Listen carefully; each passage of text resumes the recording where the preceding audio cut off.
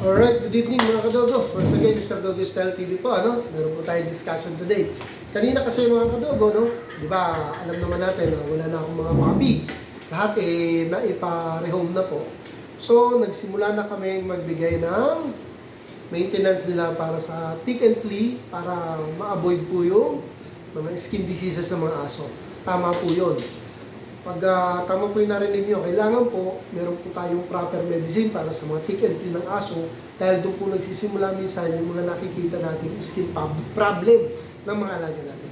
Kaya kami kanina po, nagbigay na ako ng Bravecto, which is binidyo ko, hindi lang namin na-save pala dahil nakalimutan i-save ng aking wife habang kumukuha kami ng video kanina.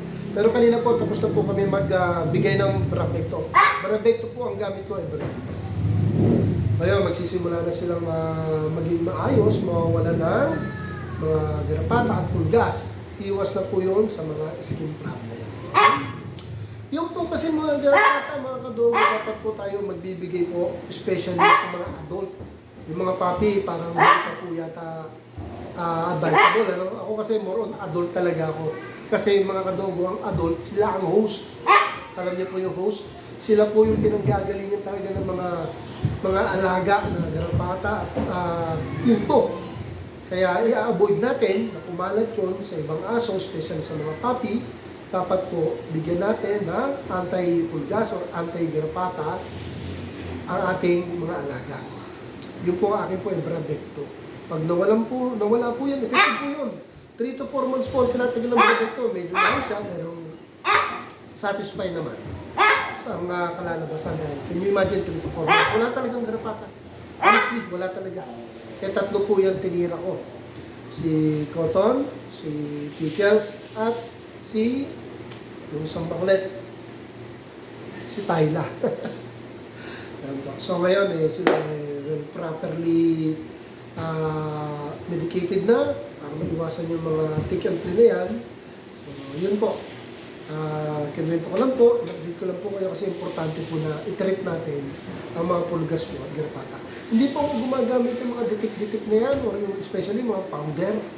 Kasi can you imagine, ano po ba yung pamatay ng mga garapata? Di ba?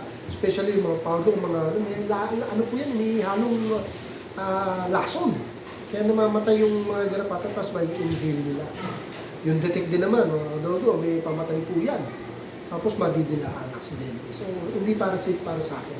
Ang pinaka-safe po talaga yung mga chewable, tsaka yung mga tablet na ininom. Akin kasi Bravecto po talaga ako. Hindi po ako nag-endorse, pero yun po talaga ang gamit namin. 3 to 4 months po ang effectivity namin. Tanggal ang garapata ng mga host. Ang host, considered as host po itong mga adult ko. Lalo na yung sitso ko, kaya lagi po siya nakagroom, lagi nakagupit. Kasi siya yung medyo kinakapitan talaga ng mga garapata. Kaya yun po, mga kadogo, tinrate lang namin, magsisimula yan, 3 to 4 months na mga effectivity ng Bravecto na yan. Okay? Mga kadogo, dito kasi importante po talaga na matanggal po yung pinanggagalingan ng mga garapata at pulga sa bahay o sa kennel. Sino nga po ba ang pinanggagalingan? Yung host. Host po ang considered ng host ng mga adult. Kaya sila yung nagiging host ng mga pulgis at garapata. Kaya lagi namin yung pinapainom ng Bravecto. Mahal ng konti, pero satisfied naman. Kagaya na sabi ko, 3 to 4 months po effective. Okay po? Sige po, dito na lang po muna. At kinwento ko lang po, dahil nasira po yung video kanina habang pinapainom namin ng Bravecto yung mga aso. 3 pa naman yan, sayang. Ang ganda pa naman content. Again, mga kadogo, dito muna. God bless. Have a nice day. Thank you for watching.